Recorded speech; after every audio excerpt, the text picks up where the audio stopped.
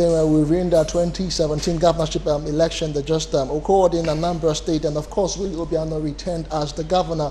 Before we continue in Lagos, let's go back to Abuja. We're getting signals from Abuja right now. The Chief Chukwemeka Ezefe is standing by. Good morning to you, Chief. Just before we went off there, I was trying to get your opinion as regards the election. Let's just get your quick reactions. Were you surprised that Willie Obiano returned as the governor of the state?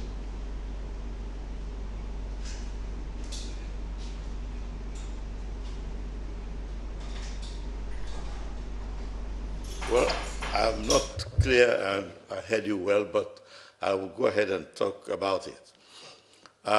This is a fantastic result. My gratitude goes to God who made it possible. In fact, long before the hello? Can I go ahead? Go ahead, we can hear you. Long before the voting, I predicted that. I'm not hearing you. Can I continue? All right, Chief, you can hear us. We can actually hear you. Just go ahead with your contributions. What were your initial reactions when you heard that Willie Obiano returned as the governor?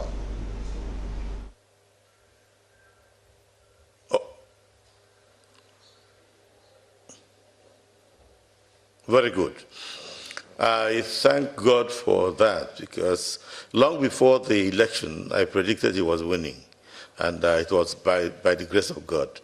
And now we have seen he won in every local government of Anambra State. In every local government, all the local governments of his opponents, he won. So we thank God, we thank Buhari, the president of Nigeria. That seems to be the beginning of good things to happen, because I think without the express approval of the president, the governors who were sleeping in Anambra State all the time would have managed to rig the election, but they couldn't. I praise also the people of Anambra State, their consistency, their one-mindedness. Look at how it happened. The people had clearly one mind in the process. So every local government was won by Obiano, even the local governments of the opponents. He cleared all of them. So I thank also the INEC, the police, the army. The election seems to be a new one. It means that good things have started to happen. I think this is the first positive for APC government and for Buhari. But let it start from here and continue. We are grateful. Obiano did something that made him not forgettable. When he was about to start his regime, he called us, the elders, and told us that he will make security his first priority. I was the first person to reply to him. And I told him, those who go to church say, seek thee first the kingdom of God and his righteousness, and everything else will be added to you. In politics, in social development, in economics, the answer is, the equivalent is, seek thee first security. And people who feel secure will come to help you to develop your state. This is what is happening.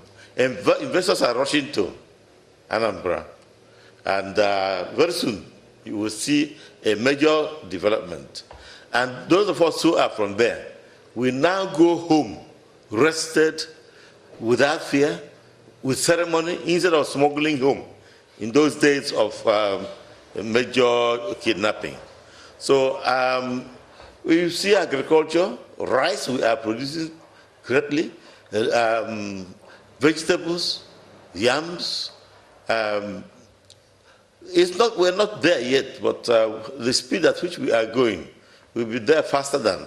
I was governor. I know I couldn't have exported vegetables. So I thank God for what has happened. I thank the people of Anambra State for their consistency and wisdom. I thank the government of the federal government for being careful and not messing up the whole thing. They started by removing the security of the governor, and they reacted fast by bringing it back when we cried foul. So everything seems to sound good with this election.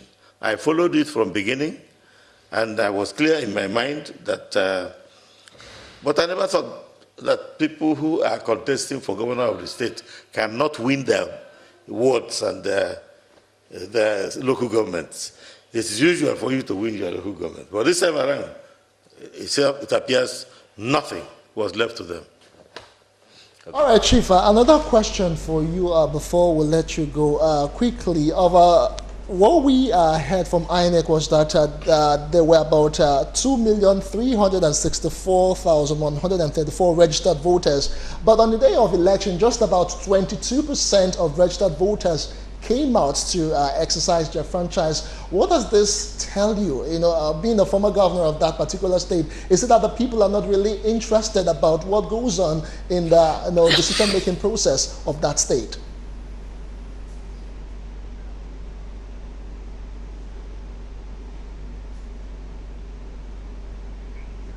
Well, there was no enthusiasm for the election. But if you look at the previous election in 2013, you will find that the figures are not very different. This time, the winner scored 234. The person following scored 95 or so, or 98, is it? So, in the previous one, the winner scored 190 something, and the person who followed scored far away behind. But the figures are not very different. Maybe Anambra people are not very keen on the elections, but it is true that those who vote are consistent. They come out on a regular basis. But most people don't come out at all for voting. I think that's a major issue, and we must work on it. Otherwise, it will deal with us in the issue of presidential election. Okay, finally, Chief, this is just a bit of an aside. Reports just reaching us say that the former Vice President of Nigeria, Chief Alex Ekwueme, is dead. I want you to react concerning his death and what you think his passage would leave in the history of Nigeria.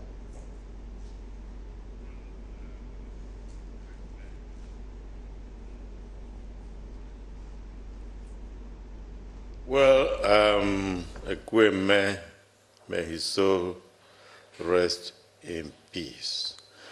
The Nigerian press, after the coup that removed them, and after the investigations, said the man should be compared to a saint because he was richer going into office and poorer coming out of office. So there was no question of corruption in him. He is our leader from Aguata, from Anambra. He has been a steadfast person, and he has been respected from every part of the country. We are proud of him, but now that he is dead, we are very, very worried. We are sorry. He's a very major leader that is leaving us.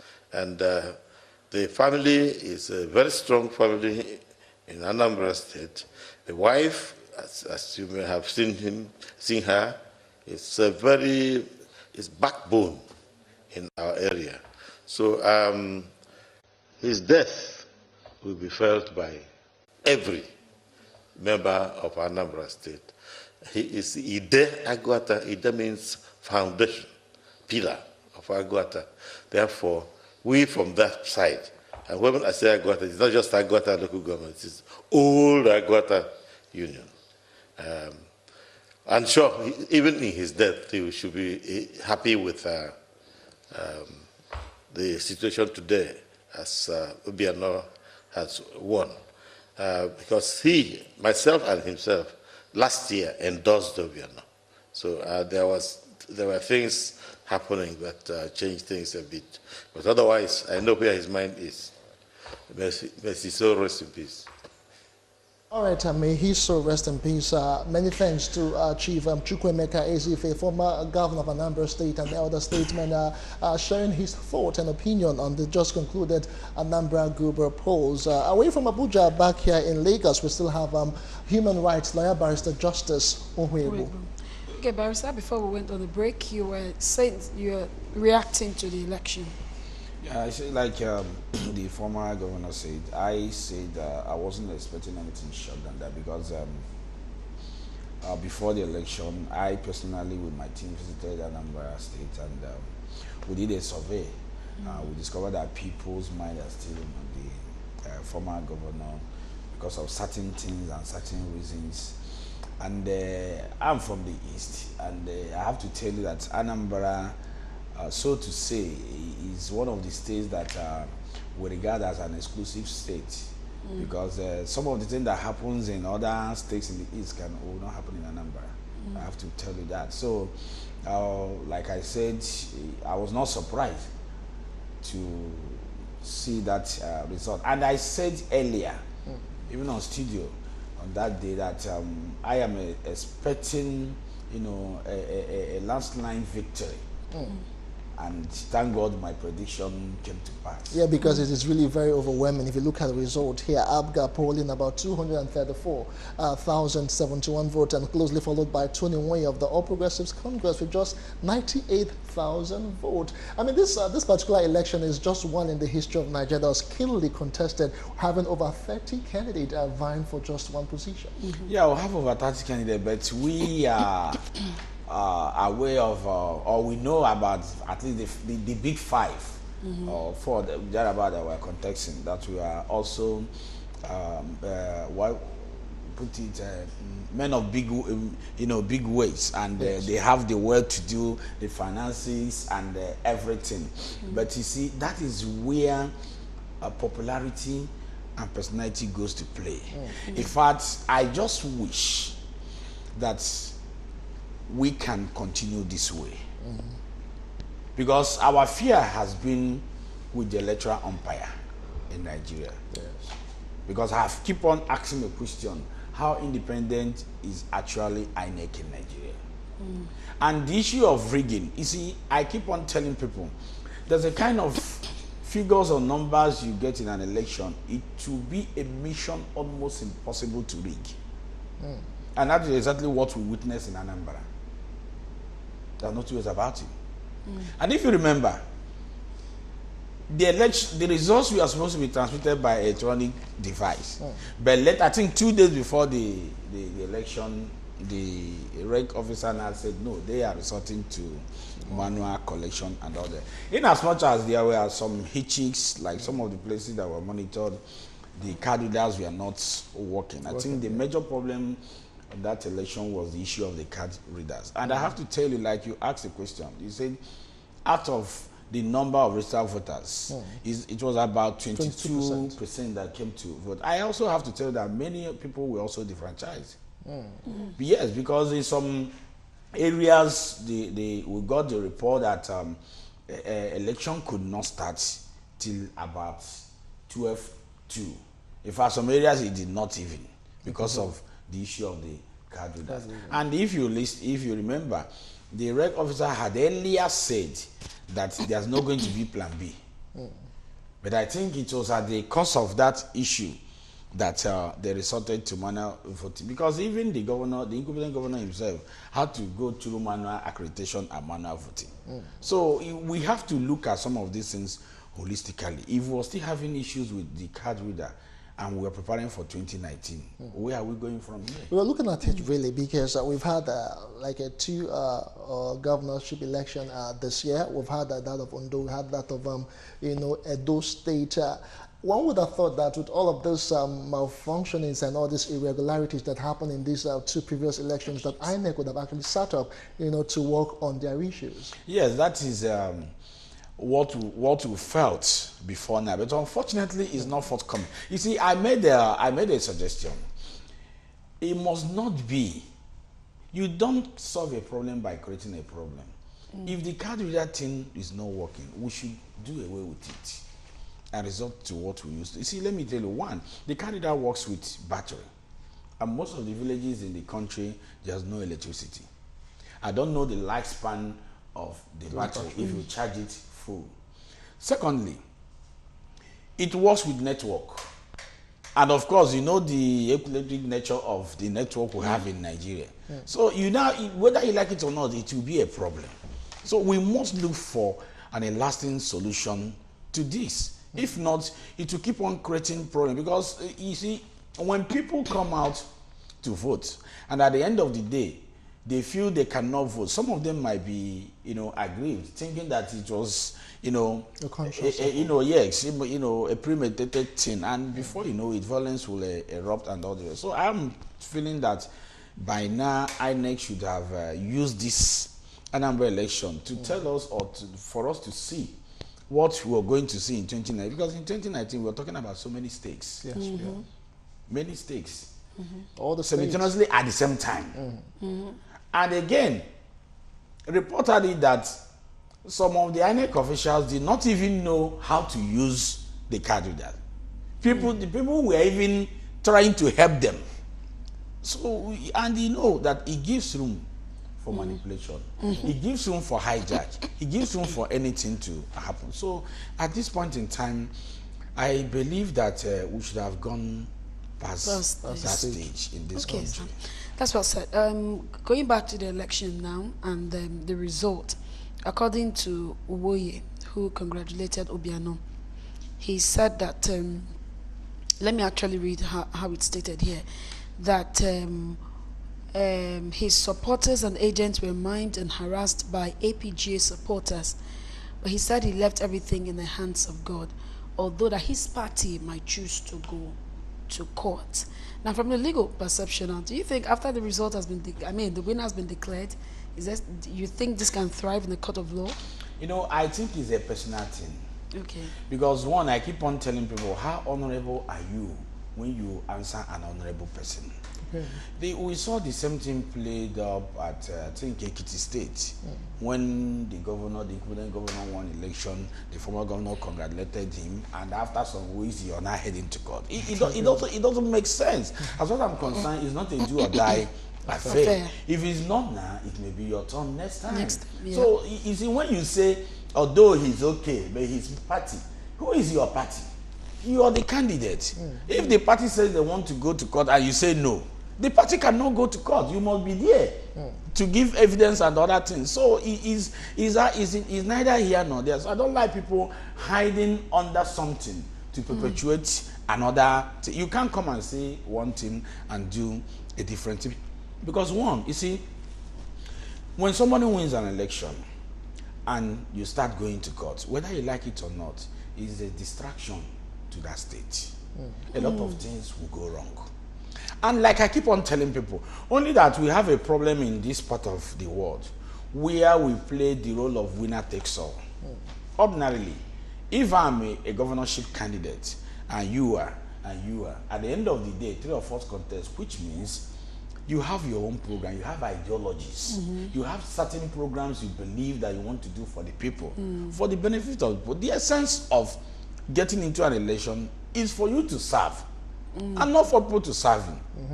Now, if eventually I win out of the 3 of us, nothing stops me from calling the 3 of you. You have your own program.